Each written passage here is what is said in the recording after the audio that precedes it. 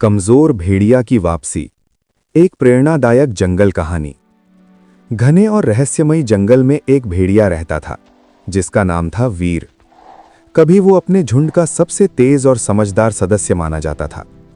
उसकी आंखों में आत्मविश्वास और चाल में गर्व झलकता था। लेकिन समय हमेशा एक जैसा नहीं रहता।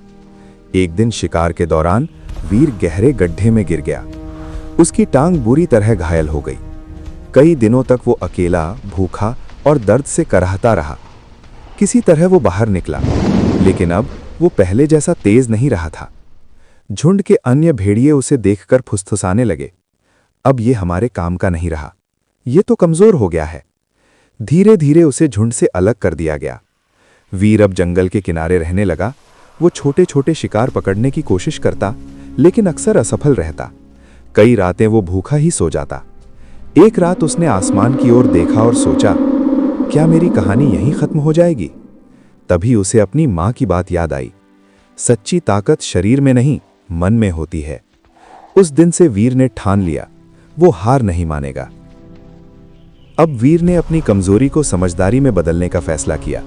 वो तेज दौड़ नहीं सकता था, लेकिन उसकी सूंघने की शक्ति और दिमाग अभी भी तेज था। वो शिकार करने के नए तरीके सोचने लगा। वो हवा की दिशा समझकर शिकार के पास पहुंचता। वो बड़े शिकार की जगह छोटे लेकिन सुरक्षित शिकार चुनता।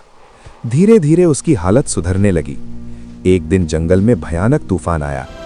बारिश इतनी तेज थी कि पूरा जंगल कांप उठा। वीर ने देखा कि उसका पुराना झुंड नदी के किनारे फंस गया है। पानी का बहाव बढ़ रहा था। झुंड का नेता घबरा गया। कोई रास्ता समझ नहीं आ रहा था। वीर ने दूर से सब देखा। वो चाहता तो बदला ले सकता था, पर उसका दिल अब पहले जैसा नहीं था। वो मजबूत हो चुका था। वीर धीरे धीरे आगे बढ़ा और बोला, नदी के पीछे एक संकरा रास्ता है जहां चट्टानें मजबूत हैं, मेरे पीछे आओ। झुंड पहले तो हिचकिचाया, लेकिन कोई और उपाय नहीं था। सबने वीर का पीछा किया।